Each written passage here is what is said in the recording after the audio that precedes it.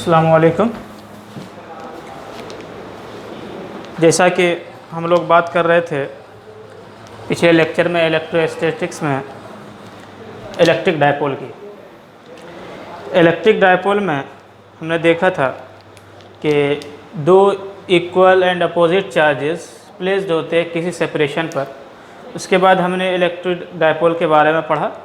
Electric dipole के वजह से उनके एक्सियल और इक्वेटोरियल प्लेन पर या इक्वेटोरियल लाइन पर हमने उनकी वजह से इलेक्ट्रिक फील्ड को देखा था।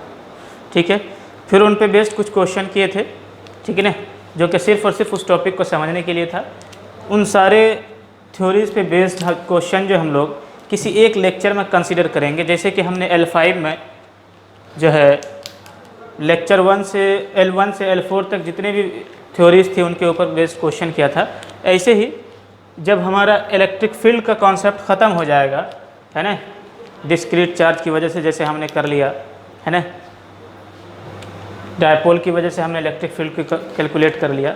ऐसे ही और भी बहुत सारी बॉडीज़ हैं जिनके बारे में अगर हम इलेक्ट्रिक फील्ड के कॉन्सेप्ट को, बल्कि पूरा नहीं, इलेक्ट्रिक फील्ड के कुछ कॉन्सेप्ट को हम कवर कर लेंगे। फिर उस पर बेस्ड कुछ क्वेश्चन करेंगे। जैसे लगे कि मुझे लगेगा कि अब थ्योरी बहुत ज़्यादा हो गई, उस पर बेस्ड अब क्वेश्चन कर देना चाहिए, तो मैं करूँगा। ठीक है, उसके अलावा जो टॉपिक को समझने के लिए वहाँ पर मैं एक एक एग्जांपल ले ही रहा हूँ। तो आज हम लोग उस इलेक्ट्रिक डायपोल की कहानी को आगे बढ़ाएंगे। ठीक है, आज जो है हम इलेक्ट्रिक डायपोल को एक एक्सटर्नल फील्ड के अंदर रखेंगे, यूनिफॉर्म फील्ड के अंदर रखेंगे और नॉन यूनिफॉर्म फील्ड के अंदर भी रखेंगे। फिर देखेंगे कि क्या होता है। तो आज का जो टॉपिक है हमारा वो है इलेक्ट्रिक डायपोल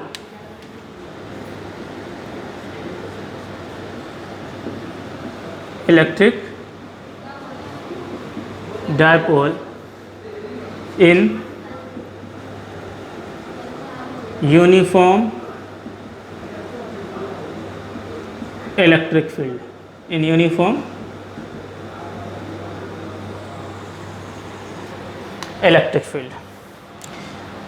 जैसा कि आप जानते हैं यूनिफॉर्म इलेक्ट्रिक फील्ड जो है उसमें इलेक्ट्रिक फील्ड लाइन क्या होते हैं, एक दूसरे के पैरेलल होते हैं और इक्वली स्पेस्ड होते हैं। तो ये अगर यूनिफॉर्म इलेक्ट्रिक फील्ड है, हम इसके अंदर एक इलेक्ट्रिक डायपोल रख रहे हैं, ठीक है, जिनका पॉजिटिव चार्ज यहाँ पर है और नेगेटिव चार्ज यहाँ पर है। ये -q है और ये +q है। और आप जानते हैं जब किसी इलेक्ट्रिक फील्ड के अंदर,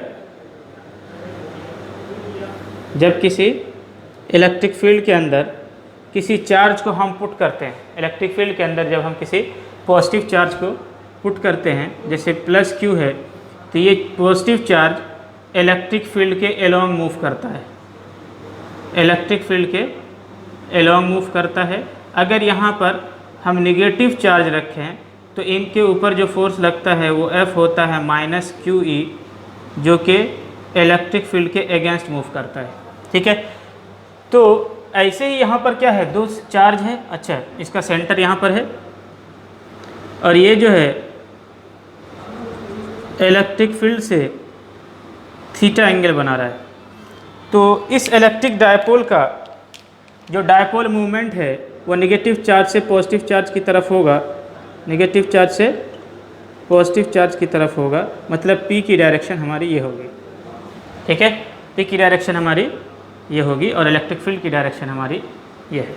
ठीक है, तो इलेक्ट्रिक फील्ड और हमारा डायपोल मोमेंट के बीच का जो एंगल है वो थीटा है और दोनों चार्ज के बीच का सेपरेशन जो है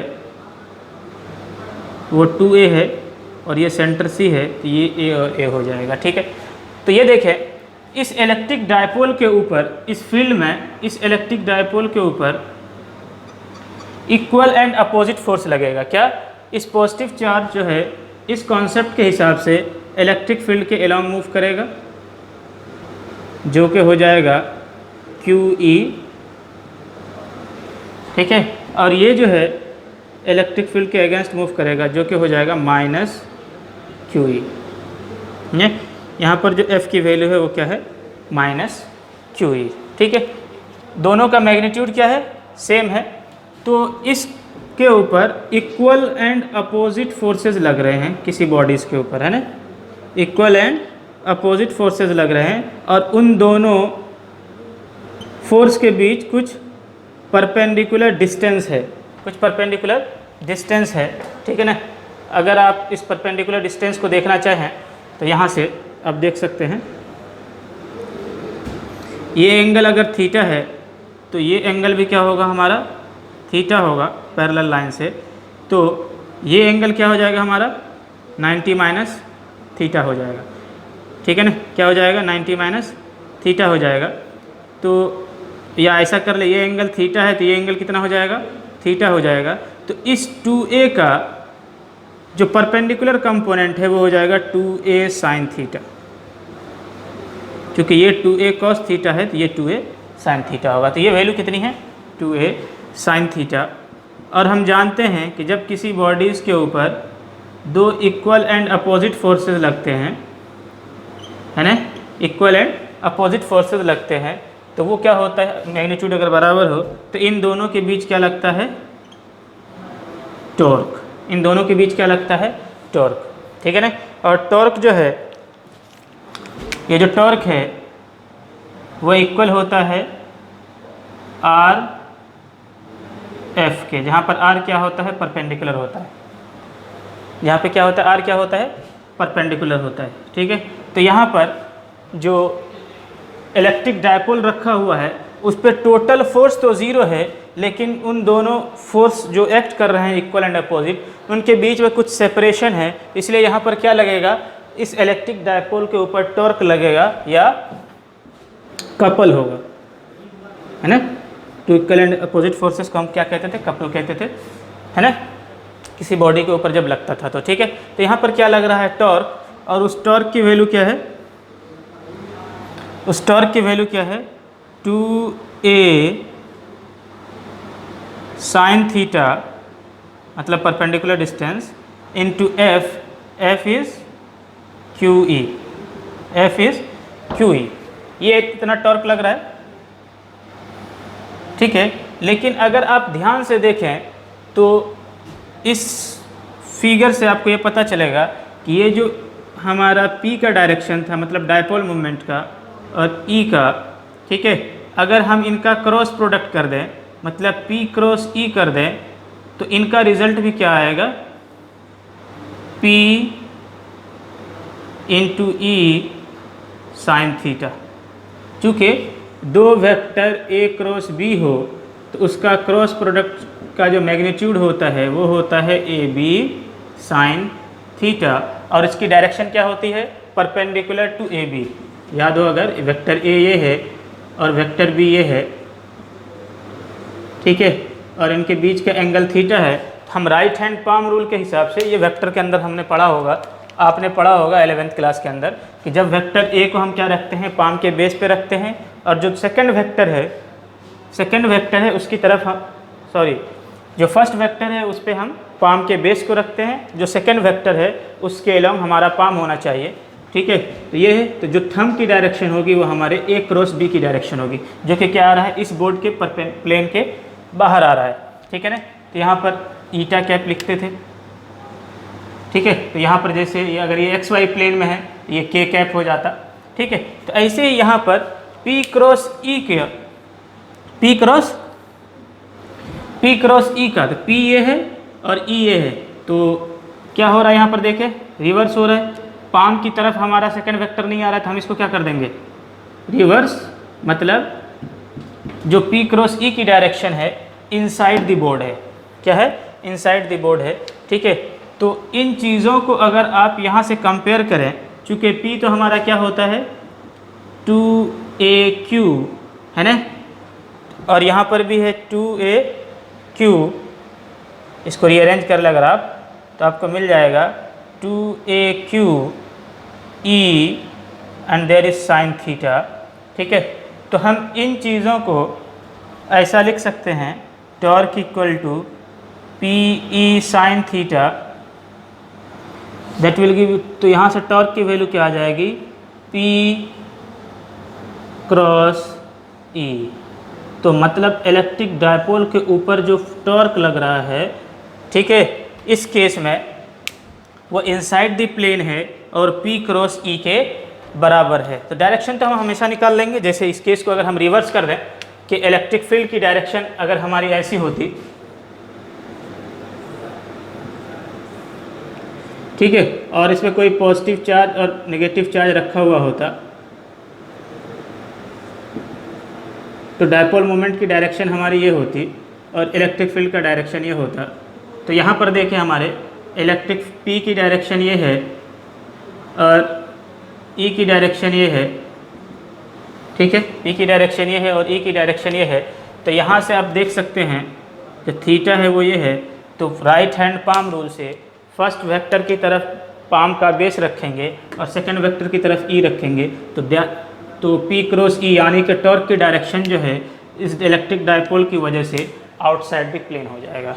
यहाँ पर क्या है, इस केस के अंदर ये जो टॉर्क की डायरेक्शन है इस केस में इनसाइड द प्लेन है, यानी इस बोर्ड के अंदर है। लेकिन ये कोई आपको मेमोराइज नहीं करना है, हमेशा P क्रॉस E की डायरेक्शन को हम राइट हैंड पाम रूल से कैलकुलेट किया करेंगे, ठीक है। तो इतना टॉर्क लग रहा है इसके ऊपर, इतना टॉर्क लग रहा है इसके ऊपर, ठीक है। तो इनको हम आगे बढ़ाएं कि ये देखें जब इनके ऊपर टॉर्क लग रहा है तो इनका मैग्नीट्यूड क्या है, इनका जो मैग्नीट्यूड है हमारा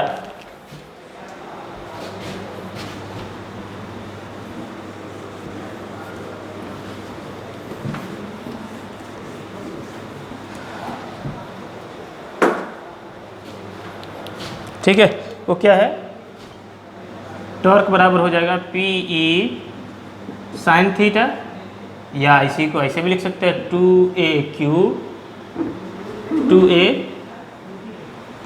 2a साइन थीटा ई, ठीक है। खैर, अगर ये डायपोल मोमेंट, जो डायपोल मोमेंट की डायरेक्शन है ये और इलेक्ट्रिक फील्ड की डायरेक्शन है ये, ठीक है ना, इसके ऊपर फोर्स लग रहा था इस डायरेक्शन में, तो ये डायपोल मोमेंट अगर E से अलाइन हो जाए, मतलब इस फोर्स की वजह से डायपोल मोमेंट की डायरेक्शन इलेक्ट्रिक फील्ड के डायरेक्शन के अलोंग हो जाए, तो दोनों के बीच का एंगल क्या हो जाएगा, दोनों के बीच का एंगल क्या हो जाएगा, ज़ीरो। तो थीटा क्या हो जाएगा, ज़ीरो। मतलब केस फर्स्ट अगर इसमें लिखे if theta is zero that is P and vector P is parallel to vector E, मतलब डायपोल मोमेंट अलाइन हो जाए E के, ठीक है ना, पैरेलल हो जाए, तो क्या हो जाएगा, ये टॉर्क की वैल्यू जो हो जाएगी हमारी वो हो जाएगी P E sine zero, that means torque will become zero, चूँकि साइन ज़ीरो की वैल्यू क्या होती है, ज़ीरो हो जाती है। सिमिलरली, ठीक है ना, अगर ये थीटा 90 होता, मतलब इन दोनों के बीच का एंगल कितना हो जाता, 90 डिग्री हो जाता, तो ये क्या हो जाता, मैग्नीट्यूड की वैल्यू जो हो जाती वो मैक्सिमम हो जाती P E sine 90, that will give you P E, है ना। तो जब पैरेलल या एंटी पैरेलल हो जाए तो ये क्या हो जाएगा, टॉर्क हमारा ज़ीरो हो जाएगा, टॉर्क हमारा क्या हो जाएगा, ज़ीरो हो जाएगा, ठीक है। तो हमने क्या देखा कि जब किसी यूनिफॉर्म इलेक्ट्रिक फील्ड के अंदर इलेक्ट्रिक डायपोल को रखते हैं तो उसके ऊपर जो टॉर्क लगता है वो T equal to P cross E होता है। तो यहाँ से एक चीज़ पता चली कि जो फोर्स या टॉर्क की डायरेक्शन है वो मैग्नीट्यूड ऑफ, है ना, या orientation of P and E पर डिपेंड करता है, ओरिएंटेशन ऑफ डायपोल मोमेंट और इलेक्ट्रिक फील्ड पर डिपेंड करता है। चूँकि ओरिएंटेशन चेंज होगा तो टॉर्क की वैल्यू चेंज हो जाएगी। लेकिन यूनिफॉर्म इलेक्ट्रिक फील्ड में हमेशा एफ नेट की वैल्यू हमेशा ज़ीरो है, एफ नेट की वैल्यू क्या है, हमेशा ज़ीरो है। अब हम ज़रा इस केस को अलग सोचें कि अगर ये फील्ड यूनिफॉर्म इलेक्ट्रिक फील्ड के बजाय हमारा नॉन यूनिफॉर्म इलेक्ट्रिक फील्ड होता, नॉन यूनिफॉर्म इलेक्ट्रिक फील्ड होता तो फिर क्या होता, ठीक है, नॉन यूनिफॉर्म इलेक्ट्रिक फील्ड होता तो फिर क्या होता। हम इस अब डायपोल को नॉन यूनिफॉर्म इलेक्ट्रिक फील्ड के अंदर रख कर देखेंगे, नॉन यूनिफॉर्म इलेक्ट्रिक फील्ड के अंदर रख कर देखते हैं।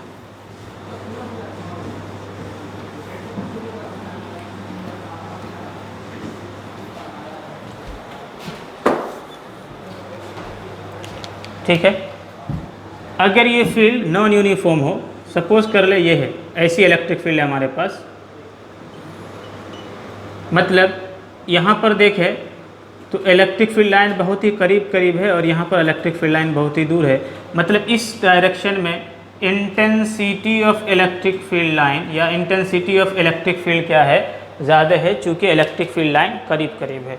मतलब इस डायरेक्शन में अगर हम प्रोपगेट करें, है ना, मतलब लेफ़्ट से राइट की तरफ हम जा रहे हैं, तो इलेक्ट्रिक फील्ड इंक्रीज कर रही है ना, ठीक है, इलेक्ट्रिक फील्ड इंक्रीज कर रही है। तो हम क्या कर रहे हैं, इस इंक्रीजिंग इलेक्ट्रिक फील्ड में हम इलेक्ट्रिक डायपोल को रख कर देखेंगे।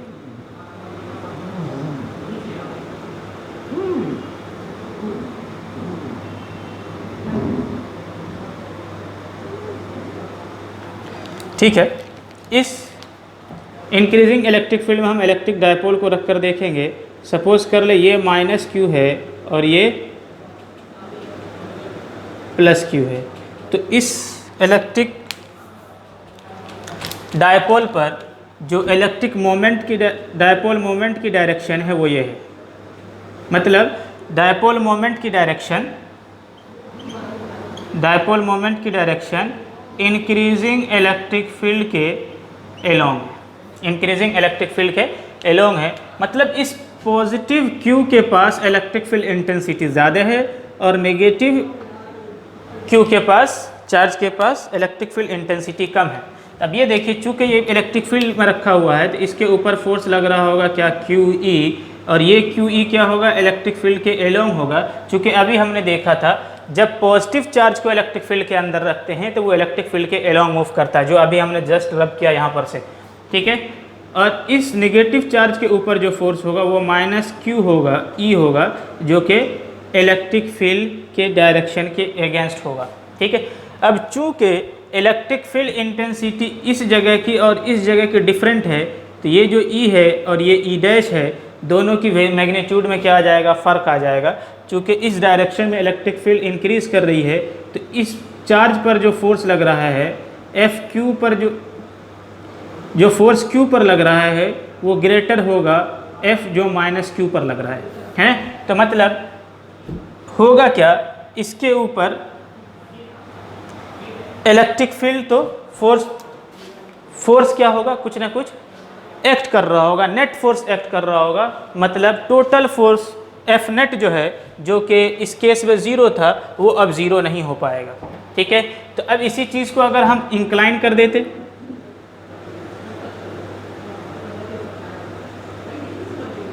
तब भी इधर इलेक्ट्रिक फील्ड की इंटेंसिटी ज़्यादा है, इधर इलेक्ट्रिक फील्ड की इंटेंसिटी कम, तो अपोजिट फोर्स तो डायपोल पे लग रहे हैं, लेकिन जो एफ क्यू के ऊपर फोर्स है वो ज़्यादा है with respect to the minus q, ठीक है। तो इसकी वजह से समथिंग कुछ नेट फोर्स आ जाएगा जो कि बराबर होगा Q E minus minus of Q ई पर, सॉरी हाँ, एफ नेट जो होगा एफ क्यू और minus of F Q not के बराबर होगा, ठीक है। सॉरी, सम कर लें, चूँकि वेक्टर लिखा है तो हम सम करेंगे सीधा। तो इस सिस्टम के ऊपर कुछ न कुछ नेट फोर्स लग रहा होगा, जो कि बराबर हो जाएगा किसके, Q E minus of Q E के। ई डैश कर दे इसको, क्योंकि इधर वाले को ई डैश कहा हमने, ठीक है, चूँकि ई डैश की वैल्यू ई से कम है। तो इससे क्या होगा, कुछ ना कुछ नेट फोर्स मिल रहा है। तो रिजल्टेंट क्या होगा कि इनके पास टॉर्क के साथ साथ, चूँकि दो फोर्स के बीच कुछ ना कुछ सेपरेशन है, तो मतलब इनके पास टॉर्क के साथ साथ कुछ न कुछ इस डायरेक्शन में लीनियर मोशन भी आ जाएगा। इसके पास क्या आ जाएगा, लीनियर मोशन आ जाएगा। इस एफ नेट की वजह से लीनियर मोशन आएगा और इन दो फोर्स के बीच जो सेपरेशन है उनकी वजह से उनके ऊपर टॉर्क भी आएगा।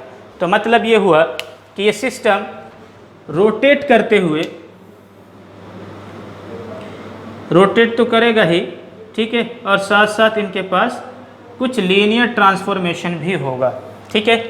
तो यहाँ पर जो एफ नेट की डायरेक्शन है, एफ नेट की डायरेक्शन है मतलब टोटल फोर्स है, वो भी इलेक्ट्रिक फील्ड के अलोंग है। तो क्या देखा, अगर हम इलेक्ट्रिक डायपोल का ओरिएंटेशन इलेक्ट्रिक फील्ड के ओरिएंटेशन के तरफ हो, मतलब इलेक्ट्रिक फील्ड और डायपोल मोमेंट है ना, दोनों की डायरेक्शन क्या हो, एक ही तरफ हो, जो कि अभी हमने जिस केस को रब किया वहाँ पर देखे, तो क्या होता है, एफ उसी के अलोंग होता है। अगर कुछ समथिंग एंगल होगा, जैसे यहाँ पर थीटा है, ठीक है, तो इसका कुछ कंपोनेंट इधर आ जाएगा, ठीक है ना, इसका कुछ कंपोनेंट इस तरफ आ जाएगा।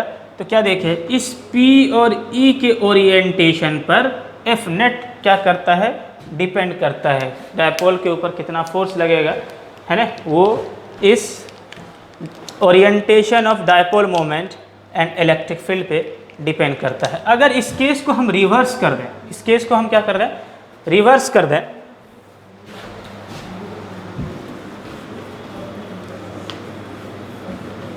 इस केस को हम क्या कर दें, रिवर्स कर दें, मतलब डायपोल मोमेंट की डायरेक्शन इलेक्ट्रिक फील्ड के अगेंस्ट कर दें।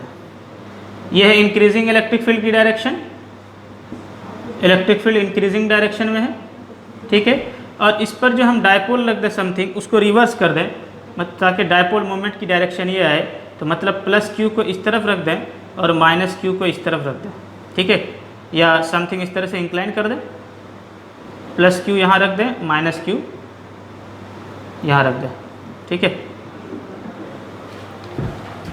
ऐसा होगा, ठीक है। तो ये रोटेट करके, तो डायपोल मोमेंट की डायरेक्शन हमारी इस तरफ है और इलेक्ट्रिक फील्ड की डायरेक्शन इस तरफ है, ठीक है ना। तो इसका जो कुछ कंपोनेंट आएगा वो P की डायरेक्शन इस तरफ, अगर बिल्कुल हॉरिजॉन्टली रखते तो आपको दिख जाता, अगर ये वाला डायपोल रखते तो दिख जाता, ठीक है, अगर ये वाला डायपोल रखते तो दिख जाता, ठीक है, समझ में बात है। तो डायपोल मोमेंट की डायरेक्शन इस तरफ है, नेगेटिव चार्ज से पॉजिटिव चार्ज की तरफ। इंक्रीजिंग इलेक्ट्रिक फील्ड की डायरेक्शन इस तरफ है, चूँकि नेगेटिव चार्ज इलेक्ट्रिक फील्ड के अगेंस्ट मूव करता है, तो इस पर जो फोर्स लग रहा होगा माइनस क्यू वो इधर लग रहा होगा, और इस पर जो फोर्स लग रहा होगा वो इस तरफ लग रहा होगा, इंक्रीजिंग इलेक्ट्रिक फील्ड की डायरेक्शन में, इंक्रीजिंग इलेक्ट्रिक फील्ड की डायरेक्शन में लग रहा होगा, ठीक है, इंक्रीजिंग इलेक्ट्रिक फील्ड की डायरेक्शन में क्या कर रहा होगा, लग रहा होगा। तो ये बताइए, यहाँ पर इलेक्ट्रिक फील्ड इंटेंसिटी ज़्यादा होने की वजह से, चूँकि ये इंक्रीजिंग इलेक्ट्रिक फील्ड की डायरेक्शन है, तो माइनस क्यू पर जो फोर्स है वो ज़्यादा होगा उस फोर्स के कंपेरिजन में जो कि प्लस क्यू पर है, ठीक है। तो इसके ऊपर जो नेट फोर्स होगा, इस सिस्टम के ऊपर जो नेट फोर्स होगा वो माइनस क्यू ई के अलोंग होगा, है ना। तो फोर्स की डायरेक्शन जो है इलेक्ट्रिक फील्ड के अगेंस्ट हो गई। तो देखा क्या क्या हमने, P और E का ओरिएंटेशन चेंज हुआ, फोर्स का डायरेक्शन चेंज हो गया, ठीक है ना, फोर्स का डायरेक्शन चेंज हो गया। तो इस केस में जो है टॉर्क के साथ साथ कुछ न कुछ लीनियर ट्रांसफॉर्मेशन इनके पास आ जाएगा, चूँकि नेट फोर्स एग्जिस्ट कर रहा है, नेट फोर्स एग्जिस्ट कर रहा है, ठीक है। तो अब जो है हम इसको आगे बढ़ाते हैं।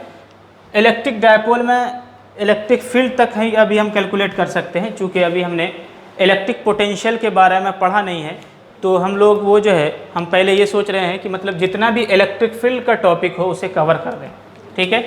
फिर जो है हम लोग इलेक्ट्रिक पोटेंशियल पर आएंगे, तो फिर बारी बारी से सबका इस डायपोल का इलेक्ट्रिक पोटेंशियल भी निकालेंगे, ठीक है ना। जितने बॉडीज़ को हम कंसीडर कर रहे हैं सबका इलेक्ट्रिक फील्ड निकाल रहे हैं, हम उसके इलेक्ट्रिक पोटेंशियल को भी देखेंगे, लेकिन पहले हम सारा के सारा इलेक्ट्रिक फील्ड पढ़ लें, ठीक है।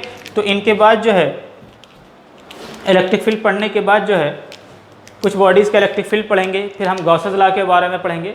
गॉसेस लॉज को पढ़ने के बाद जो है फिर कुछ बॉडीज़ का जो है की वजह से जो है हम लोग इलेक्ट्रिक फील्ड निकालेंगे। तो सारे बॉडीज़ का जब इलेक्ट्रिक फील्ड निकाल लेंगे हम, तो उनका जो रिज़ल्ट होगा हम उसको पॉइंट आउट कर लेंगे। वही जो रिज़ल्ट होगा हमारे लिए फार्मूला बन जाएगा। उस फार्मूले का इस्तेमाल हम अपनी प्रॉब्लम को सॉल्व करने के लिए इस्तेमाल करेंगे। वहाँ पर जो है हम इलेक्ट्रिक फील्ड के डिफरेंट बॉडीज़ के ऊपर जो है क्वेश्चन को सॉल्व करेंगे। ठीक है, उस प्रॉब्लम को सॉल्व करने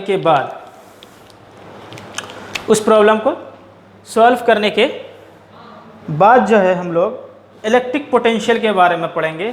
फिर सारे बॉडीज़ की इलेक्ट्रिक पोटेंशियल की फर्दर स्टडी करने के बाद हम जो है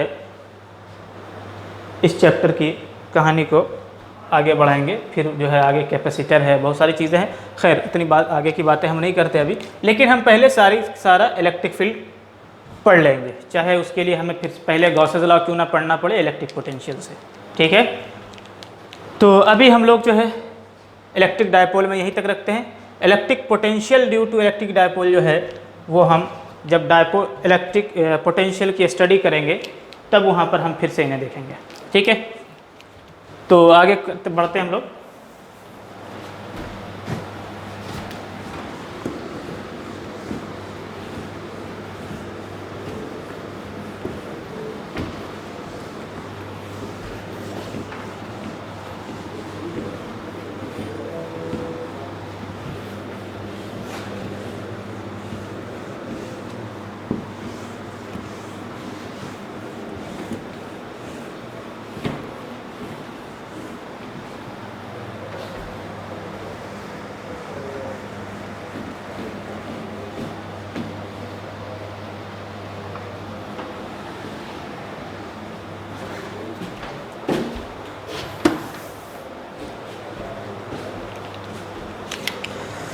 देखिए, जो डिस्क्रीट चार्ज है Q1, Q2, Q3, उनके लिए तो हम क्या कर लेते हैं, किसी भी पॉइंट पर सुपरपोजिशन प्रिंसिपल को अप्लाई करके इलेक्ट्रिक फील्ड निकाल लेते हैं कि सबके ज़रिए इलेक्ट्रिक फील्ड कैलकुलेट करो इस पॉइंट P पर, इस पॉइंट P पर। ठीक है, इस पॉइंट P पर सबके ज़रिए इलेक्ट्रिक फील्ड कैलकुलेट करो और उनको by superposition principle vector sum कर दो। इस पॉइंट P पर सारे चार्ज की वजह से जो इलेक्ट्रिक फील्ड है वो आ जाएगा। ठीक है, लेकिन अगर इस डिस्क्रीट चार्ज के बजाय ठीक है ना, हमारे पास अगर कोई कंटिन्यूस चार्ज डिस्ट्रीब्यूशन हो, जैसे कि लीनियर चार्ज डिस्ट्रीब्यूशन था, है ना। लीनियर चार्ज डिस्ट्रीब्यूशन में हमारे पास जो डाटा गिवन होता था लीनियर चार्ज डेंसिटी की फॉर्म में गिवन होता था। जैसे अगर किसी लाइन के ऊपर चार्ज डेंसिटी लैम्डा है तो इस लैम्डा को हम लोग कहते थे लीनियर चार्ज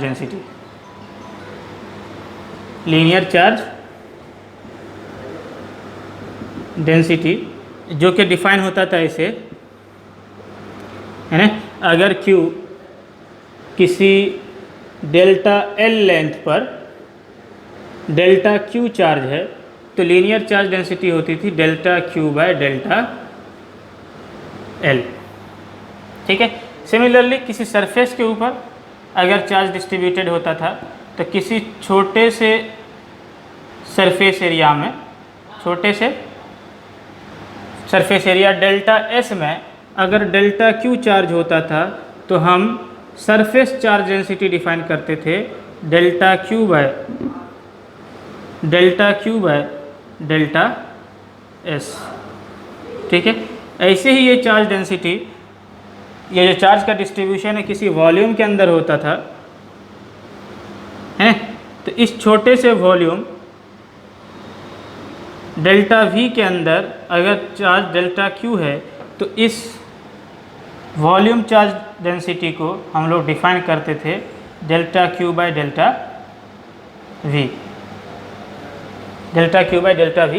अगर ये डेल्टा Q बहुत ही छोटा हो, है ना, तो इसको dQ भी लिख सकते हैं और dL भी लिख सकते हैं। ठीक है ना।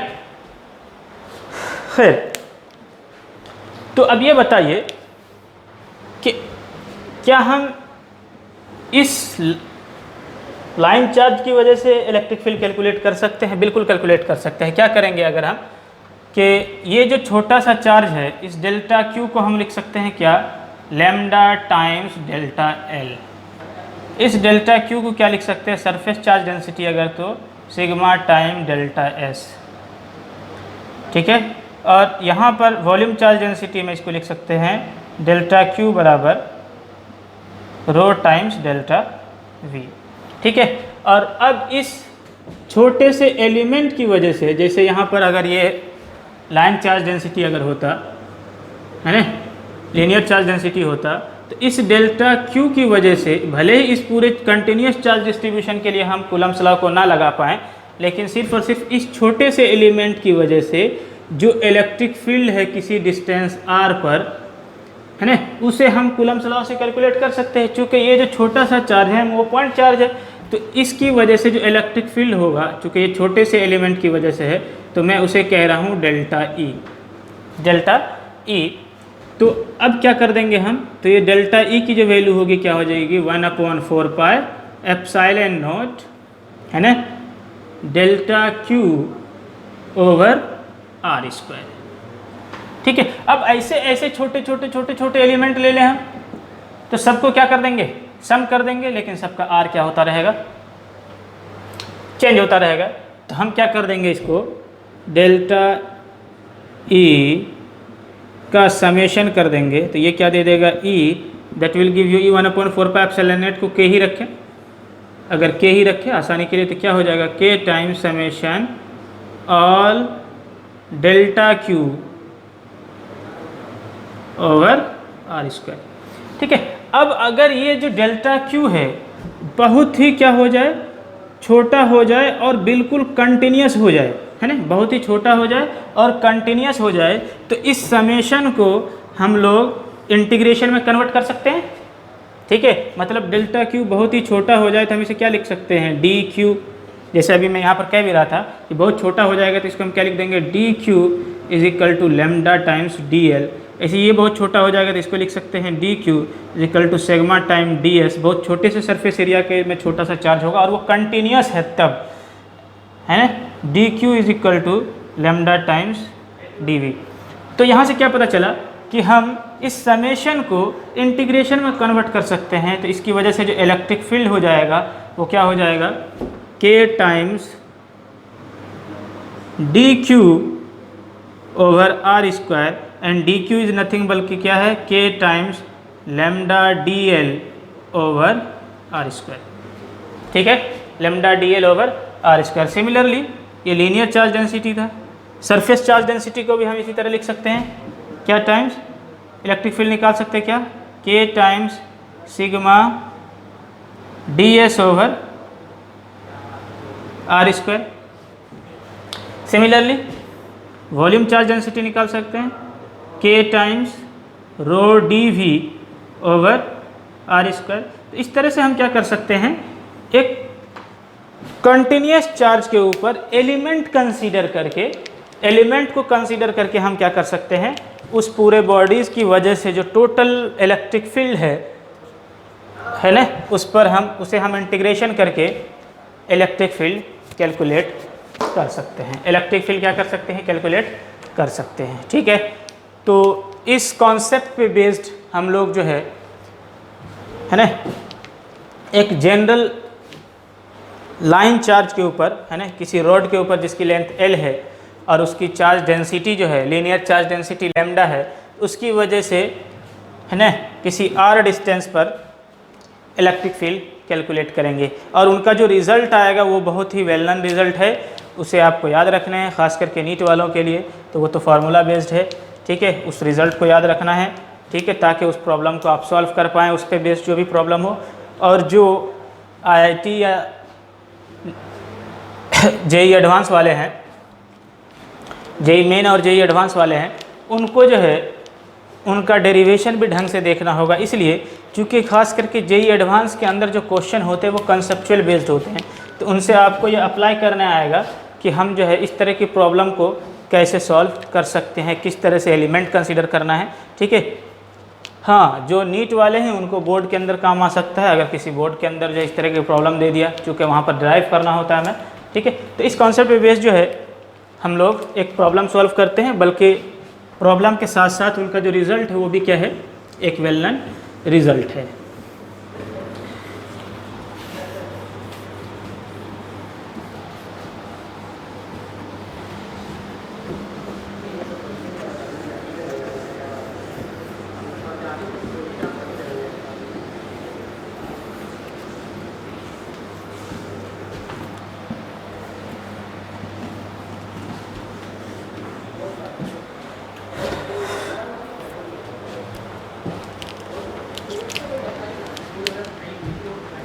Electric field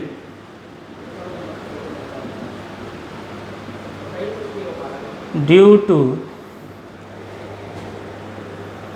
a line charge due to a line charge having length L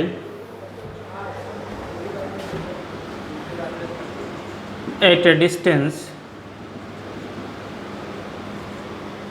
x या r from its r ही ले ले, r from its center, x ही रखें, at a distance x from its center, ठीक है ना। whose charge densities, whose linear charge densities,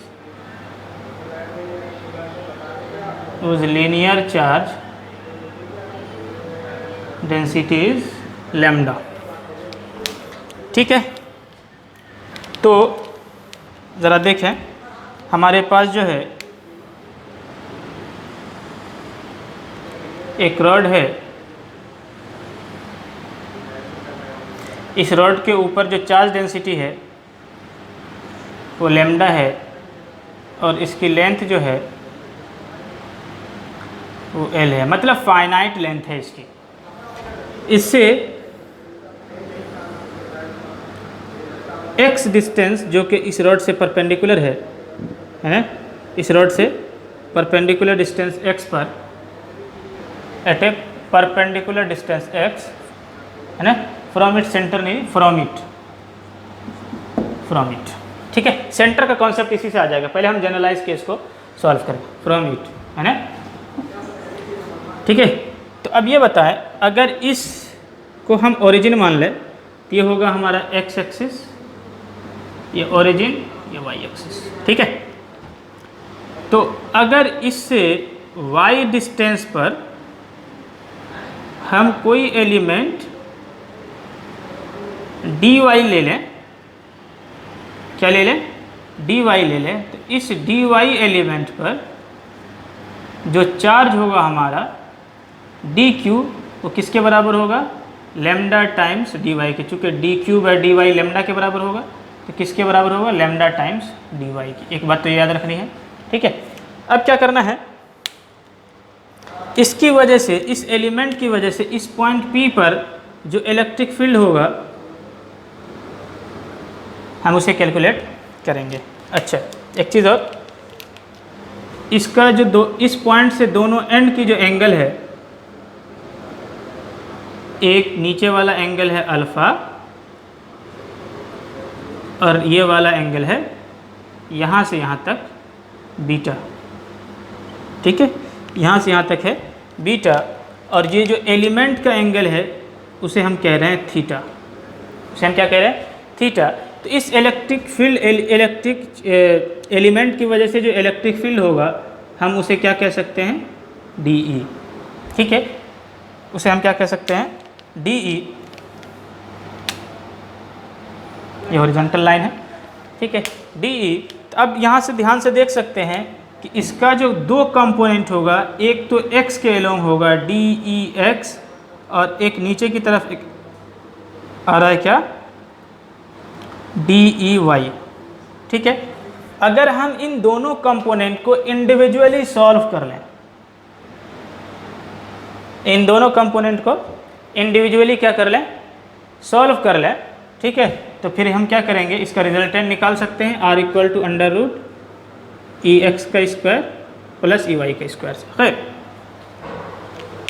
ठीक है। तो अब ये बताइए, इस एलिमेंट की वजह से ये x है, ये x तो फिक्स है, ये y चेंजेबल है, तो यहाँ पर जो ये r डिस्टेंस है इस एलिमेंट से पॉइंट P की तरफ, उसे हम क्या लिख सकते हैं, P को r को लिख सकते हैं हम लोग under root x square plus Y square लिख सकते हैं क्या, r equal to under root x square plus Y square. ठीक है। तो ये बताइए, ये जो डी ई एक्स की वैल्यू है ये तो क्या हो जाएगा, डी ई कॉस थीटा, और ये है d E sine theta, d E sine theta. ठीक है, डी ई साइन थीटा। ठीक है। तो अब ये देखें, जो डी ई एक्स की वैल्यू, डी ई की वैल्यू होगी हमारी, वो क्या हो जाएगी, k, that means 1/4 pi epsilon naught, q is what, lambda d Y over r square. R की वैल्यू ये है, तो आर स्क्वायर की वैल्यू क्या हो जाएगी, देखो, k times lambda d Y over x square plus Y square. ठीक है, या इनको थोड़ा ढंग से लिख लें,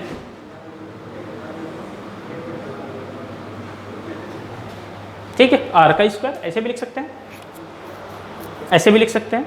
तब हम क्या करेंगे, डी ई एक्स और डी ई वाई को कैलकुलेट करने की कोशिश करेंगे। ठीक है ना। तो डी ई एक्स की जो वैल्यू हो जाएगी हमारी, क्या हो जाएगी, d e cos theta, d e की वैल्यू क्या है हमारी, k times lambda d Y over under root x square plus Y square का whole square cos theta.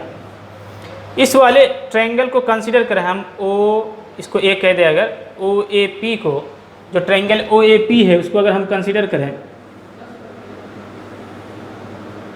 O A P को अगर हम कंसीडर करें, ये तो हमारा एक्स फिक्स है, ये under root x square plus Y square है, ये एंगल थीटा है, और ये वाई है, ये वाई है। तो इसको अगर आप ध्यान से देखें तो ये जो हमारा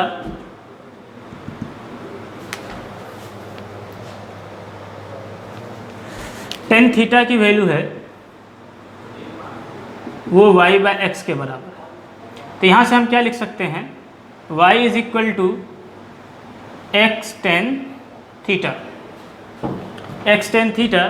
तो यहाँ से आप देख सकते हैं डी वाई बराबर क्या हो जाएगा, x time sec square theta D theta, क्योंकि टेन थीटा का डिफ्रेंसिएशन क्या होता है, सेक स्क्वायर थीटा होता है।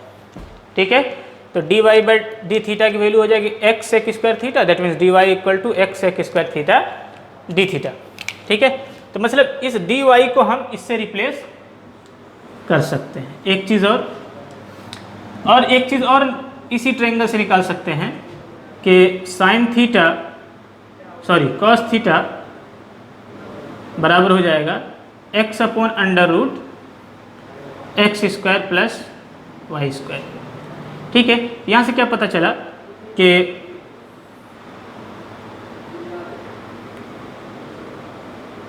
कॉस थीटा बाय एक्स हम लिख सकते हैं 1 upon under root x square plus Y square की जगह।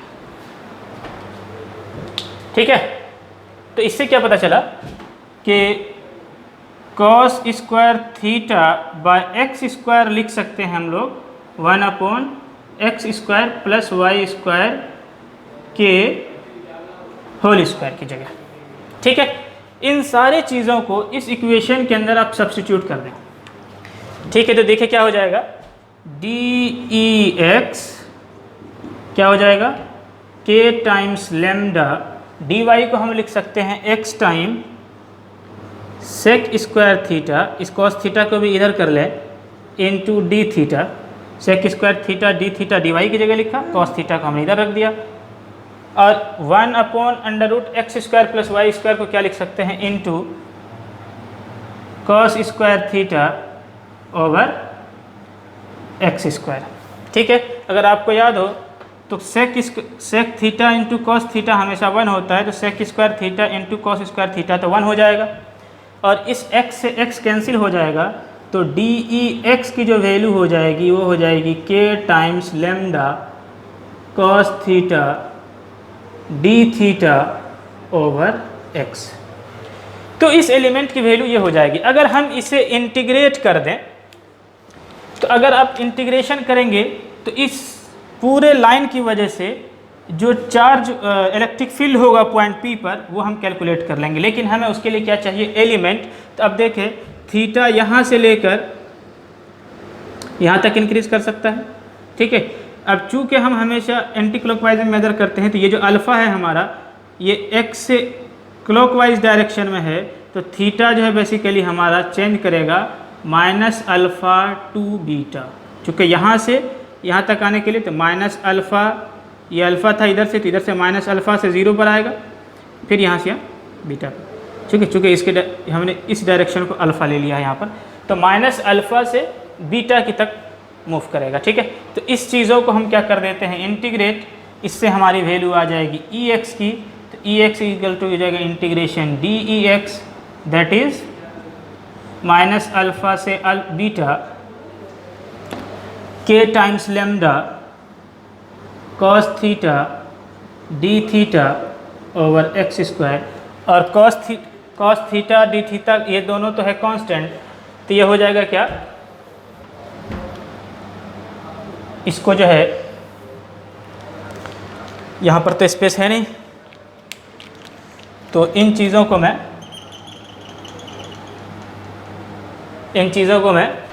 यहाँ पर जो है यहाँ पर कर रहा हूँ, यहाँ पर इस रेड पेन से, ताकि आपको दिख जाए इस ब्लू के बीच में। ठीक है, इस इक्वेशन को थोड़ा इधर कर लें।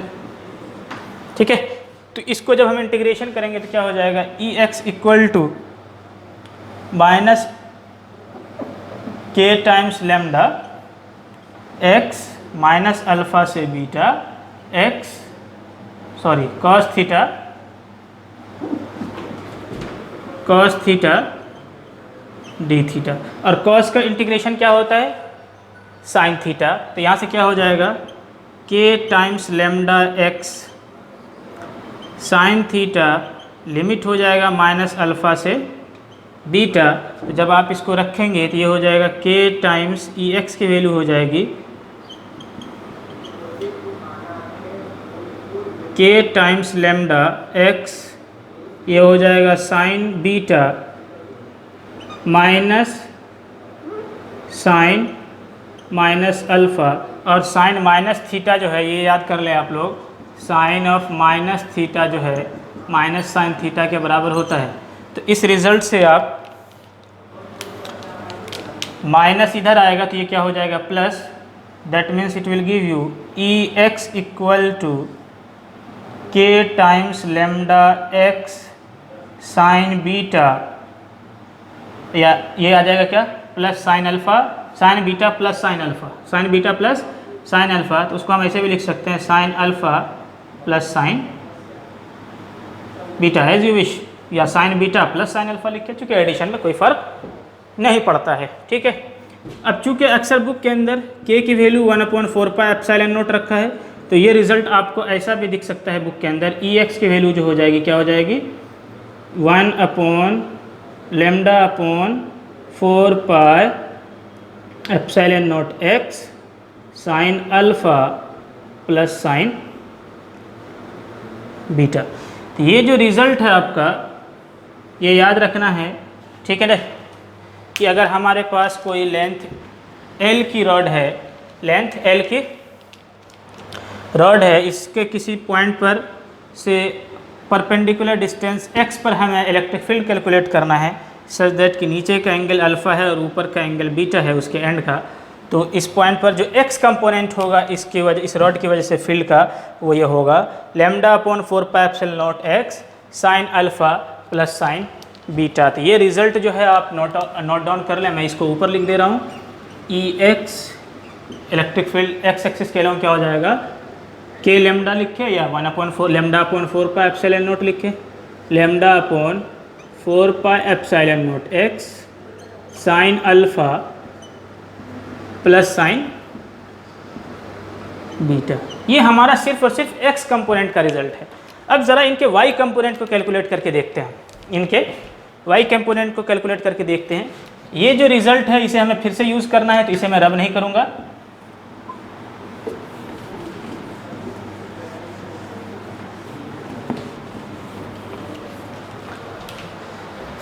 तो ई एक्स हमने कैलकुलेट कर लिया है ना, इस रॉड की वजह से या लाइन चार्ज की वजह से एक्स कंपोनेंट कितना होगा वो हमने कैलकुलेट कर लिया।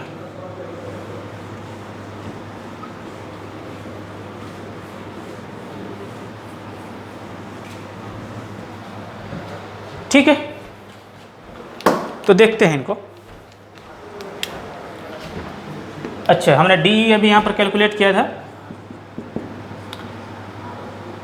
के lambda D y k q over r square under root x square plus Y square का होल स्क्वायर, ये कैलकुलेट किया था हमने। ठीक है, तो डी ई वाई हमारा क्या हो जाएगा?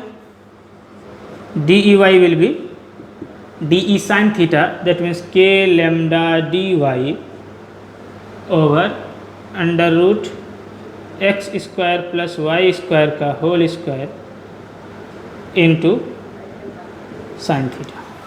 ठीक है, और अभी हमने देखा है कि जो हमारा डी वाई है एक्स सेक स्क्वायर थीटा के बराबर है, और जो 1 under root x square plus Y square है वो cos square theta by x square के बराबर है। इन दोनों चीज़ों को हम क्या कर दें, डायरेक्टली सब्सटीट्यूट कर दें इस रिज़ल्ट के अंदर, तो रिज़ल्ट हमारे पास क्या आ जाएगा? D E y equal to के टाइम्स लेमडा। डी वाई को हम लोग लिखेंगे क्या? X sec square theta D theta, और 1 ओवर इंटू साइन थीटा भी है। ये डी वाई को हमने लिखा x sec square theta D theta, और साइन थीटा बाहर बगल में था वो 1 under root x square plus Y square के होल स्क्वायर को लिखेंगे हम लोग क्या? Cos square theta over x square. ठीक है, तो आप यहाँ से ध्यान से देख सकते हैं, इस x से एक x कैंसिल हो जाएगा, इससे ये कैंसिल हो जाएगा, तो जो रिज़ल्ट हमारे पास बचेगा वो क्या है? D E y equal to के टाइम्स लेमडा साइन थीटा, नीचे है x डी थीटा। अगर हम इन चीज़ों को इंटीग्रेट कर दें, लिमिट यही रहेगा हमारा माइनस अल्फ़ा से प्लस बीटा। ठीक है, तो ये क्या हो जाएगा? ई वाई किसके बराबर हो जाएगा? इसका integration, that means K lambda sine theta D theta by x integration from minus alpha से बीटा। तो इंटीग्रेशन की वैल्यू हो जाएगी, देखिए, ई वाई इक्वल टू के लेमडा बाय एक्स, चूँकि ये एक्स परपेंडिकुलर डिस्टेंस जो है वो है फिक्स, और यहाँ से हो जाएगा माइनस अल्फ़ा से beta sine theta D theta. Sine theta का इंटीग्रेशन क्या होता है? Minus cos theta. Sine theta का इंटीग्रेशन क्या होता है? Minus cos theta. तो ई वाई की वैल्यू हो जाएगी हमारे पास के lambda by x minus cos theta, limit is minus alpha से beta, that will give you k lambda x minus cos beta, है ना, plus cos alpha, that means result is k lambda by x cos alpha minus cos beta. ये E Y की value है।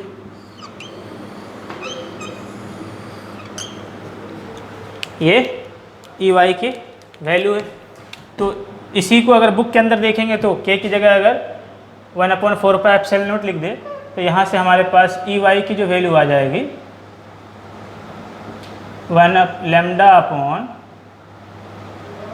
4 pi epsilon naught x cos alpha minus cos beta. ठीक है, ये Y component होगा इस लाइन चार्ज की वजह से। ठीक है, तो अब यहाँ से हम लोग कुछ स्पेशल केसेस को कंसीडर करेंगे। ठीक है, इसके लिए सबसे पहले मैं बोर्ड को करूँगा क्लीन। ठीक है ना, तो मैं इसको रब करता हूँ और इस डायग्राम को मैं दोबारा से बनाऊँगा।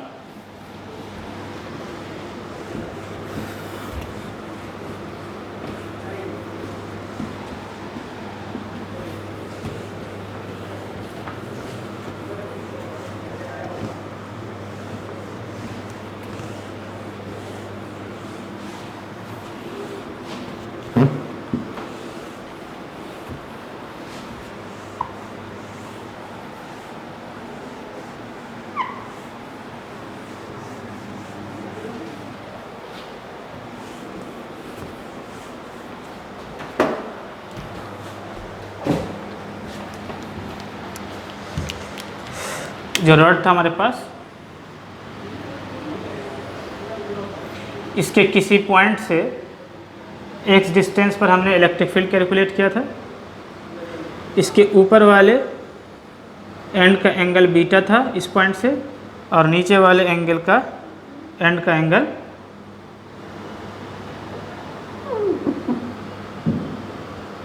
अल्फ़ा था। ठीक है, तो यहाँ पर हमारे पास इलेक्ट्रिक फील्ड के दो कंपोनेंट आए, ई एक्स और ई वाई। ये एक्स एक्सिस के लॉन्ग, ये वाई एक्सिस के लॉन्ग। ठीक है, और इसकी लेंथ क्या थी, एल। देखो, इस ओ पॉइंट के बारे में हमने कभी नहीं कहा कि ये मिड पॉइंट है। हमने क्या कहा, इस रॉड के ऊपर, लाइन चार्ज के ऊपर किसी एक पॉइंट ओ से हम परपेंडिकुलर डिस्टेंस एक्स पर कोई इलेक्ट्रिक फील्ड कैलकुलेट करना चाहते हैं। ठीक है, तो अब अगर ये जो पॉइंट ओ है, स्पेशल केस देखें,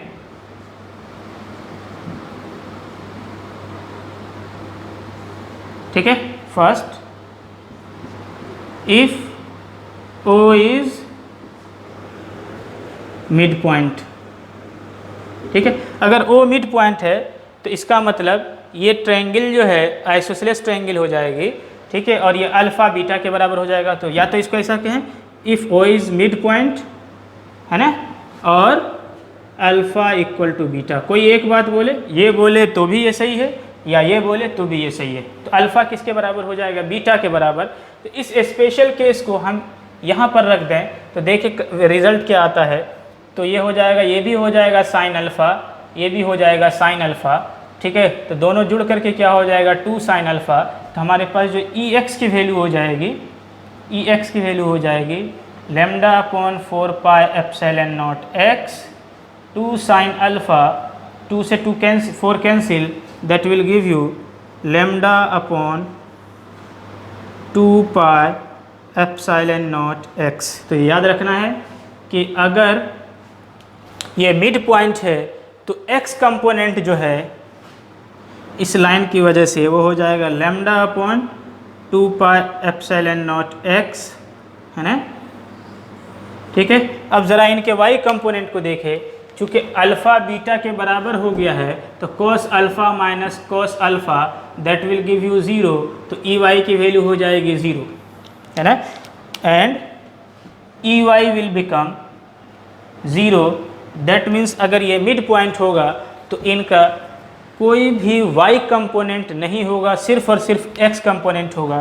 तो ऐसे केस में हम ये कह सकते हैं कि इस लाइन चार्ज की वजह से जो इलेक्ट्रिक फील्ड है वो Ex के बराबर है, और चूँकि Ex के बराबर है तो डायरेक्शन भी Ex के अलोंग है ना, Ex के अलोंग है ना, इसके अलोंग है, मतलब y एक्सिस के अलोंग। Ex जिस डायरेक्शन में हो, नेगेटिव x की तरफ तो नेगेटिव, नेगेटिव y तो negative y, sorry negative x तो नेगेटिव x, या पॉजिटिव x तो पॉजिटिव x, y नहीं, सॉरी। ठीक है, तो ये हो जाएगा, मतलब Ex के अलोंग ही होगा, Ex के अलोंग ही होगा। तो अल्फ़ा अगर बीटा के बराबर हो जाए, या ऐसा कह लें कि O जो है हमारा मिड पॉइंट हो जाए, तो इलेक्ट्रिक फील्ड जो है, टोटल इलेक्ट्रिक फील्ड वो Ex के बराबर होगा। और उस केस में Ex की value lambda upon 2 pi epsilon not x के बराबर होता है। ठीक है, lambda upon 2 pi epsilon not x के बराबर होता है। ये जनरल एक्सप्रेशन था, किसी भी पॉइंट से पूछ ले, अगर ये पूछ दे कि मिड पॉइंट है तो अब इतना करने की ज़रूरत नहीं, डायरेक्ट ये आप अप्लाई कर दें, डायरेक्ट ये आप अप्लाई कर दें। ठीक है, अब लेते हैं इसका second case, special case 2।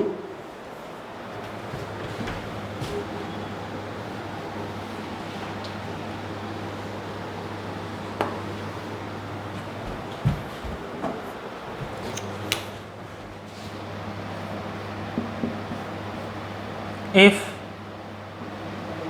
L tends to infinity. अब ज़रा देखिए, ये बहुत ही अच्छा केस है। L टेंड्स टू इन्फिनिटी हो जाए, ठीक है, और इसके किसी पॉइंट से हम कैलकुलेट करना चाह रहे हैं। ठीक है, L टेंड्स टू इन्फिनिटी हो जाए तो ये देखो, जब ये लाइन बहुत बड़ी होगी, ये बीटा इतना बड़ा हो जाएगा, और बड़ी होगी बीटा इतना बड़ा हो जाएगा। तो मतलब अगर ये L इन्फिनिटी हो जाए तो बीटा जो है क्या हो जाएगा, लगभग ऐसा हो जाएगा। बीटा, ये जो लाइन इस पॉइंट से एंड को ज्वाइन करेगी तो लगभग 90 डिग्री हो जाएगी, और ये भी क्या हो जाएगा, 90 डिग्री हो जाएगी, है ना। तो मतलब दैट इज़ अल्फ़ा भी π/2 हो जाए, बीटा भी π/2 हो जाए। ठीक है, या ऐसा बोल लें कि अल्फ़ा π/2 बीटा π/2 का मतलब क्या है, लेंथ इनफाइनाइट लेंथ है। तो अगर ऐसा भी कह दे कोई, सपोज क्वेश्चन कह दे कि ड्यू टू इनफाइनाइटली लॉन्ग, है ना, लाइन चार्ज। ठीक है, इसका मतलब अंडरस्टूड है अल्फ़ा 90 है और बीटा भी 90 है। ठीक है, और अल्फ़ा 90 और बीटा 90 को अगर यहाँ पर रखें तो साइन 91, ये भी हो जाएगा साइन 91, 1 + 1 = 2। तो ई एक्स की वैल्यू आ जाएगी क्या,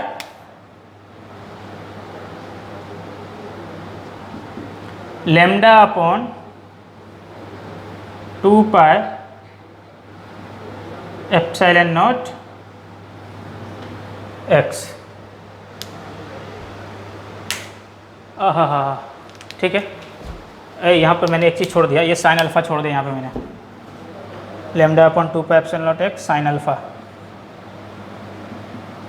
ठीक है, वरना दोनों रिजल्ट सेम हो जाएगा। ठीक है, वहाँ पर साइन अल्फ़ा बचा हुआ है। ठीक है, साइन अल्फ़ा बचा हुआ है। ठीक है ना, अभी अल्फ़ा की वैल्यू गिवन है, सिर्फ अल्फ़ा बीटा के बराबर है। ठीक है, तो ये हो जाएगा लैम्डा अपॉन 2π ε0 x। ठीक है, क्या हो जाएगा, लैम्डा अपॉन 2π ε0 x। सिमिलरली जो ई वाई है ये हो जाएगा क्या, 0। देखिए एक्चुअल में ये इसी का स्पेशल केस है, अल्फ़ा भी 90 बीटा भी 90, अल्फ़ा बीटा के बराबर है। तब ये है कि अल्फ़ा की वैल्यू पता होगी 90, यहाँ पर आप 90 रख दीजिए, यही रिजल्ट आएगा। ये तो ऑलरेडी 0 था ही। ठीक है, दोनों एक ही बात बता रहा है। ठीक है, अब अगर L इन्फिनिटी के केस में, मतलब L इन्फिनिटी के ही केस में ये जो पॉइंट है वो मिड पॉइंट के बजाय वो कोई एंड हो जाए। जब सपोज कर लो ये हो जाए, ठीक है, इधर से चाहे इधर से। ठीक है, हम इधर से कंसीडर कर रहे हैं। तो अगर इधर से आप कंसीडर करेंगे तो ये देखिए, ये तो L तो है इन्फिनिटी, इसमें L इन्फिनिटी के केस में भी ये फर्स्ट पार्ट है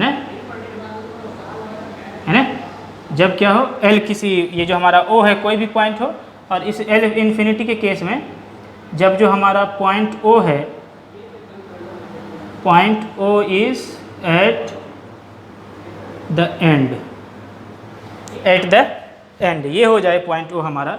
ठीक है, तो ये देखिए जाहिर सी बात है, इस पॉइंट से इसी पॉइंट को अगर ज्वाइन करेंगे तो अल्फ़ा की वैल्यू क्या हो जाएगी, 0, और बीटा की वैल्यू चूँकि ये L इन्फिनिटी है तो बहुत बड़ी हो जाएगी, मतलब बीटा क्या हो जाएगा, π/2। L इन्फिनिटी है, बीटा क्या हो जाएगा, π/2।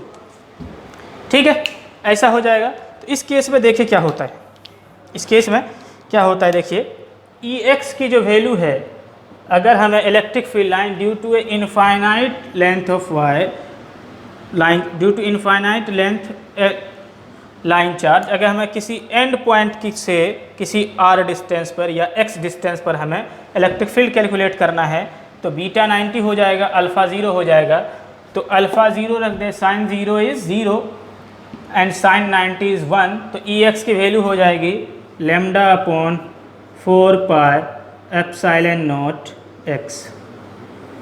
ठीक है, ई वाई की वैल्यू क्या हो जाएगी, यहाँ पर अल्फ़ा 0 है तो cos 0 is 1 and cos 90 is 0, तो यहाँ पर भी ई वाई की वैल्यू भी क्या हो जाएगी, lambda upon 4 pi epsilon naught x. चूँकि ई एक्स और ई वाई दोनों क्या है, ई एक्स और ई वाई, अच्छा ई एक्स और ई वाई दोनों क्या है, एक दूसरे के परपेंडिकुलर है, तो ई का जो रिजल्टेंट होगा वो हो जाएगा under root E x square plus E y square, है ना, E x square plus E y square. ठीक है ना, तो इसमें अगर आप वैल्यू रख दें तो ये हो जाएगा अंडर रूट 2 लैम्डा, इस वैल्यू को यहाँ पर रख दें, आप कैलकुलेट कर लेंगे, lambda upon 4 pi epsilon naught x, या 1/4 पाई एप्सिलॉन नॉट एक्स को के माने तो ऐसा हो जाएगा रूट 2 के लैम्डा बाय एक्स। ठीक है, रूट 2 के लैम्डा बाय एक्स। ठीक है, तो यहाँ पर तो टोटल इलेक्ट्रिक फील्ड ई के ही बराबर हो जाएगा, यहाँ टोटल इलेक्ट्रिक फील्ड इनके बराबर होगा। ठीक है, ई एक्स और ई वाई की वैल्यू इतनी हो जाएगी। ठीक है, तो ये डिफरेंट कंडीशंस है, सिचुएशन है, ये स्पेशल केस है, ज़्यादातर क्वेश्चन इस स्पेशल केस पे ही बेस्ड होता है। ठीक है ना, स्पेशल केस पे ही बेस्ड होता है, तो इन सब पे हम क्वेश्चन करेंगे। ठीक है ना, इस लेक्चर के अंदर तो पॉसिबल नहीं है, लेकिन मुझे लग रहा है कि पूरा इलेक्ट्रिक फील्ड कवर करने से पहले इन सारे टॉपिक पर जो है कुछ क्वेश्चन कर लिए जाएँ। हो सकता हो कि अगले लेक्चर में जो है जहाँ तक इलेक्ट्रिक फील्ड पढ़ाया हूँ मैं उतने तक का क्या कर लूँ, क्वेश्चन सॉल्व करवा दूँ, ये मुमकिन है।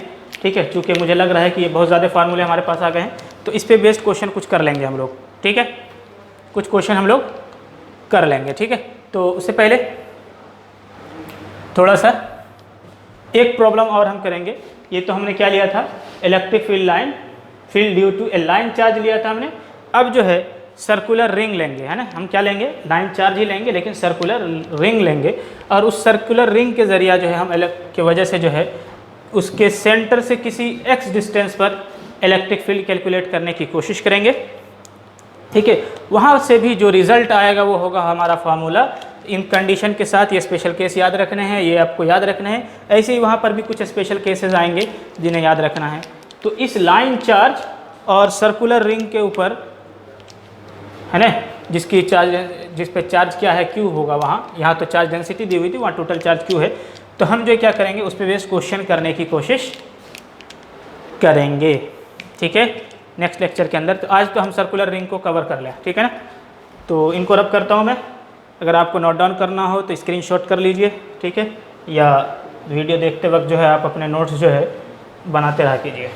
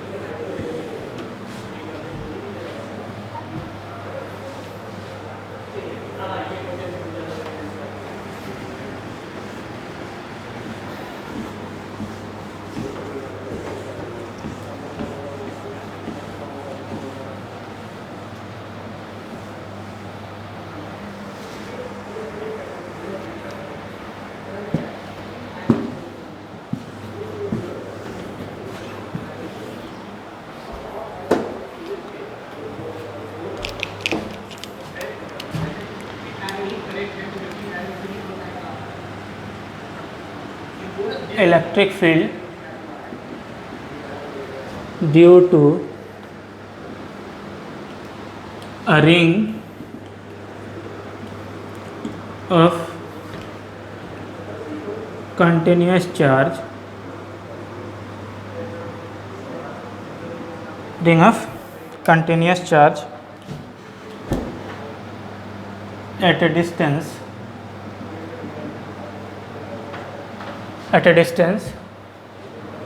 x from its center,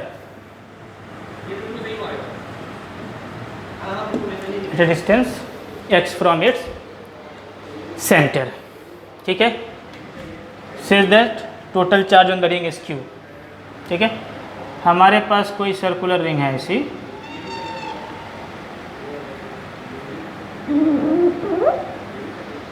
ठीक है, इसकी रेडियस सपोज कर ले हमारे पास है क्या r, और इससे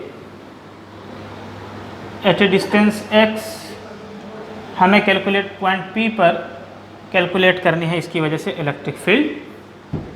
ठीक है, और इस पे जो टोटल चार्ज है वो है q। अच्छा, ये जो रिंग है वो इस तरह भी पास हो सकता है। ठीक है, तो ऐसे ही r p distance x distance इधर भी हो सकता था। खैर, तो हम एक तरफ को सॉल्व करेंगे, बाकी जो है जितना इधर p डिस्टेंस पे होगा उतना ही p डिस्टेंस पे इधर होगा। ठीक है ना, तो इलेक्ट्रिक इस पे हम एक एलिमेंट लेते हैं, ठीक है, dq है ना, मतलब चूँकि डायरेक्ट चार्ज दिया हुआ है तो एक एलिमेंट ले ले जिसका चार्ज जो है क्या है dq है, और चार्ज जो है इस पे यूनिफॉर्मली क्या है डिस्ट्रीब्यूटेड है। तो इस dq की वजह से इस p डिस्टेंस पर इलेक्ट्रिक फील्ड जो होगी वो क्या होगी dE। ठीक है, dE इसका अगर ये एंगल अगर थीटा हो तो ये एंगल क्या कंपोनेंट हो जाएगा dE cos थीटा, और ये वाला कंपोनेंट हो जाएगा dE sin थीटा। लेकिन चूंकि ये सिमेट्री है तो इसके इस एंड से जो भी इलेक्ट्रिक फील्ड आएगा वो इस कंपोनेंट को, इसके इस कंपोनेंट को क्या कर देगा, ज़ीरो कर देगा। ठीक है ना, यहाँ की वजह से जो इलेक्ट्रिक फील्ड आएगा वो क्या कर देगा, इस कंपोनेंट को ज़ीरो कर देगा। तो हमेशा अब ऐसे ही जो इस तरफ होगा उसको इस तरफ वाला एलिमेंट क्या कर देगा, हमेशा y कंपोनेंट को क्या कर देगा, ज़ीरो कर देगा। तो इसीलिए हम इस y कंपोनेंट को कैलकुलेट नहीं करेंगे, चूँकि इस केस में जो हमारा dEx है, dE cos थीटा जो क्या आ रहा है, अगर इसको इंटीग्रेट कर दें तो वही हमें दे देगा electric field due to this ring at a point P which is x distance from the centre. ठीक है, चूँकि y कंपोनेंट हमारा हो जाएगा क्या, कैंसिल। ठीक है, तो इस r की वैल्यू हम निकाल लें, ये स्मॉल r की वैल्यू हो जाएगी √r² प्लस x²। तो dE की वैल्यू पहले कैलकुलेट कर लें, तो dE हो जाएगा हमारा 1 या k q that means dq over r² which is √r² plus x² का होल स्क्वायर। चूँकि r² की वैल्यू ये आ जाएगी, r² की वैल्यू क्या आ जाएगी, ये हो जाएगी। ठीक है, तो इस dE एलिमेंट को अगर हम पुट कर दें इस इंटीग्रेशन में, ठीक है, तो हमारे पास इलेक्ट्रिक फील्ड आ जाएगा क्या, इक्वल टू dE की वैल्यू है क्या, k that is dq not d theta, dq k dq cos theta over √r² plus x²। चूँकि ये x फिक्स है, r फिक्स है, ठीक है ना, तो ये हमारे लिए कांस्टेंट है।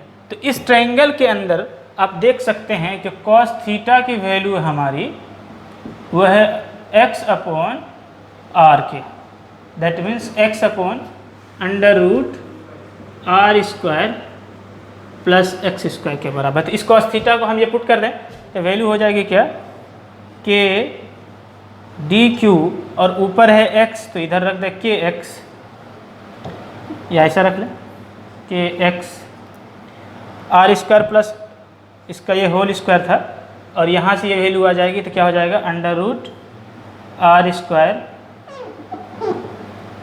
प्लस x² की पावर 3/2। ऐसा भी लिख सकते हैं, चूँकि रूट को लिख सकते हैं 1/2 और ये पावर हो जाएगा 3 ऊपर, तो हो जाएगा r² प्लस x² की पावर 3/2।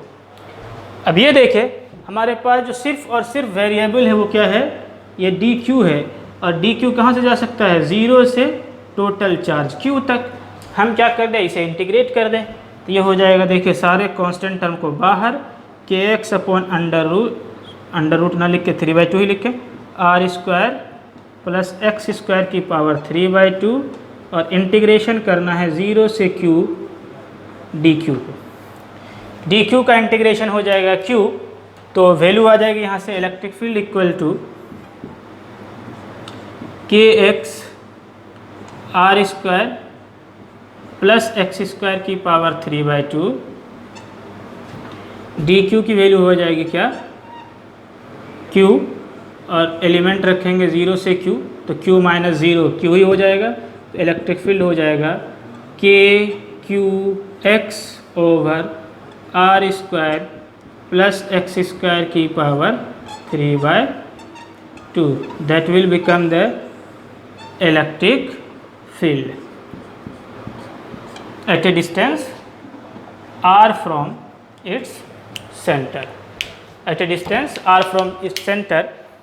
इसकी वैल्यू ये हो जाएगी। कुछ बुक के अंदर जो है k की वैल्यू 1/4 पाई एप्सिलॉन नॉट रख दिया है, तो ये रिजल्ट जो है वहाँ आपको ऐसा दिख रहा होगा 1/4 pi epsilon not qx over r square plus x square की पावर 3/2। तो एज यू विश, जैसे याद रखना चाहें, तो at a distance r from its centre, its ring की वजह से इलेक्ट्रिक फील्ड जो हो जाएगा at a distance x from its centre, sorry हमने x कंसीडर किया है, at a distance x from its centre, इसकी इलेक्ट्रिक फील्ड की वैल्यू क्या हो जाएगी, ये हो जाएगी। ठीक है, ठीक है। तो अब इसमें हम कुछ स्पेशल केस को कंसीडर करेंगे इस रिजल्ट को देखते हुए। इस रिजल्ट को देखते हुए तो अब इस डेरिवेशन को मैं रब करता हूँ रब। ठीक है, डेरिवेशन में इसलिए करा रहा हूँ चूँकि जो 12th रेगुलर के बच्चे हैं उनके लिए ये बोर्ड में उनका डेरिवेशन भी आ सकता है, तो बोर्ड में आप इस तरह से ड्राइव कर सकते हैं, और जो जेई मेन एडवांस में ख़ास करके इस तरह के क्वेश्चन आते हैं जिसमें आपको एलिमेंट लेकर सॉल्व करना पड़ेगा, तो उसकी प्रैक्टिस हो जाएगी किस तरह से एलिमेंट कंसीडर करते हैं और कैसे हम उसको सॉल्व करते हैं। ठीक है, तो हमारे पास इलेक्ट्रिक फील्ड की वजह से at any point P which is at distance x from its centre, उसकी इलेक्ट्रिक फील्ड क्या है, ये है। तो अब हम इसके स्पेशल केस को कंसीडर करते हैं।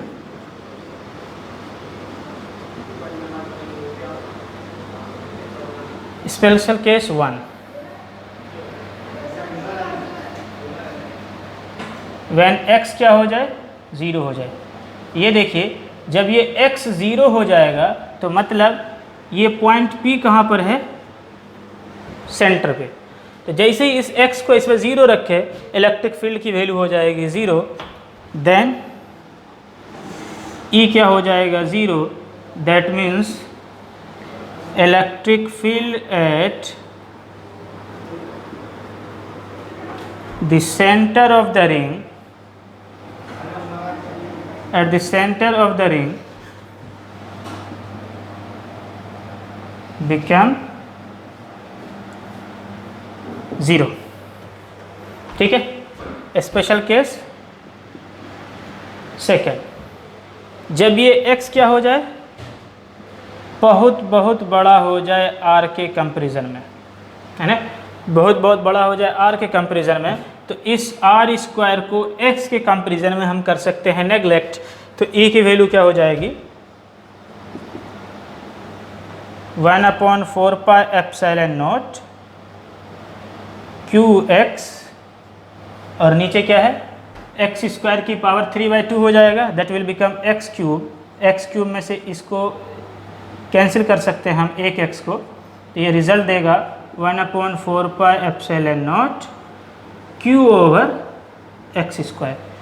अगर आप इनको देखें ध्यान से तो ये कुछ और नहीं है, बल्कि अगर कोई पॉइंट चार्ज q इस सेंटर पे रखा हुआ होता तो इससे x डिस्टेंस पर जो पॉइंट चार्ज की वजह से इलेक्ट्रिक फील्ड का फार्मूला होता था वही आया है। मतलब अगर इस रिंग से जो हमारा डिस्टेंस है सेंटर से बहुत ही दूर है इस r के कंपैरिजन में, तो हम इस रिंग के ऊपर जो चार्ज है उसे हम पॉइंट चार्ज मान सकते हैं जो कि इसके सेंटर पर प्लेस्ड है, और उसके लिए हम फार्मूला ये अप्लाई कर सकते हैं। ठीक है, इसके लिए हम ये फार्मूला अप्लाई कर सकते हैं। ठीक है, तो यहाँ क्या देख रहे हैं, सेंटर पर 0 हो रहा है। ठीक है, इन्फिनिट मतलब बहुत ज़्यादा दूर जाए तो पॉइंट चार्ज के जैसा बिहेव करता है, किसी आर्बिट्रेरी पॉइंट पर उसके बीच में इलेक्ट्रिक फील्ड इतना होता है। तो इसका मतलब है कि इसके सेंटर पे भी 0, बहुत दूर जा रहा है तब भी पॉइंट चार्ज के जैसा बिहेव कर रहा है, तो इस बीच में कुछ और वैल्यू होगी। तो हम इस रिंग की वजह से वो पॉइंट कैलकुलेट करना चाहते हैं, मतलब x की वो डिस्टेंस कैलकुलेट करना चाहते हैं जहाँ पर इस इलेक्ट्रिक फील्ड की, मतलब इस रिंग की वजह से इलेक्ट्रिक फील्ड की वैल्यू क्या हो जाए, मैक्सिमम हो जाए, है ना। तो स्पेशल केस 3rd कंसिडर करेंगे हम लोग, है ना। ठीक है, तो मैक्सिमा कहाँ है ई का, है ना। मैक्सिमा कहाँ है ई का, देखो मैक्सिमा कहाँ पर होता है, चूँकि ये r ऐसे हम जाएंगे तो x वेरी करेगा, तो उस पॉइंट पर हमेशा dE/dx की वैल्यू तो 0 होगी। ठीक है, तो हम इसका dE/dx निकाल लें, तो इसको आसानी के लिए मैं क्या कर दूँ, 1/4πε0 को के मानो यार, क्यों जाए इतना बड़ा कांस्टेंट रखना। तो क्या हो जाएगा, ई की वैल्यू हमारी क्या गिवन है, KQX over r² plus x² की पावर 3/2 है। ठीक है, ये है। तो हम जो है इतने से पार्ट को रब कर दो, ये मेरे ख्याल से आपने नोट डाउन कर लिया होगा। ठीक है, तो इनको हम डिफ्रेंशिएट कर दें x के रिस्पेक्ट में, तो dE/dx की वैल्यू क्या हो जाएगी ज़रा देखो, है ना।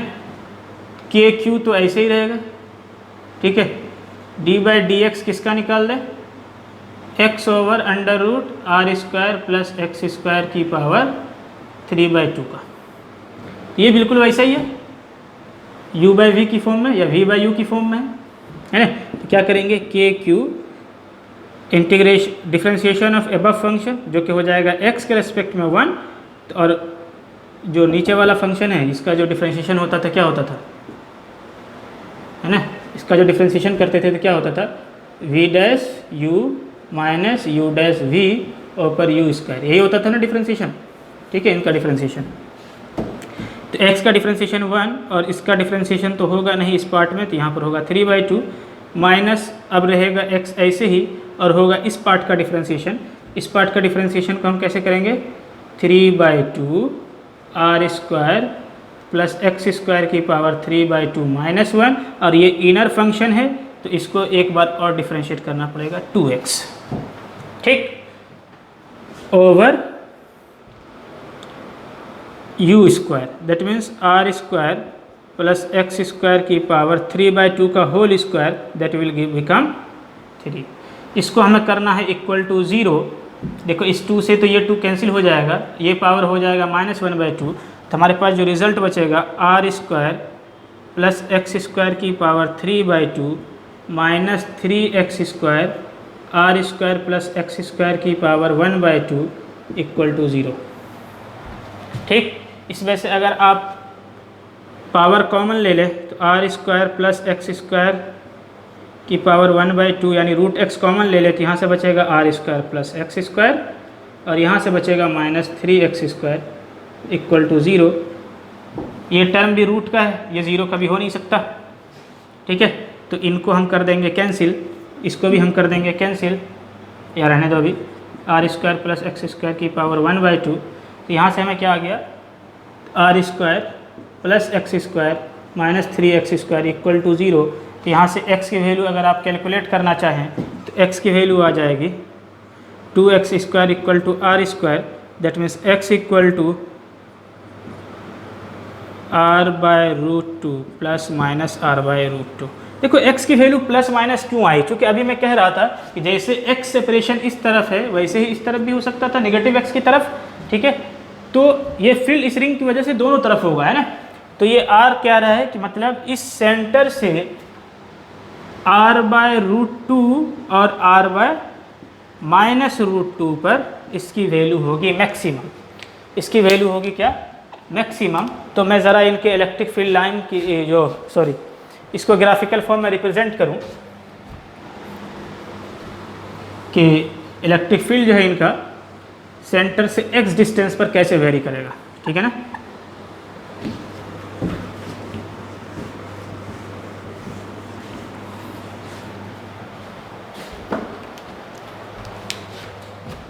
जो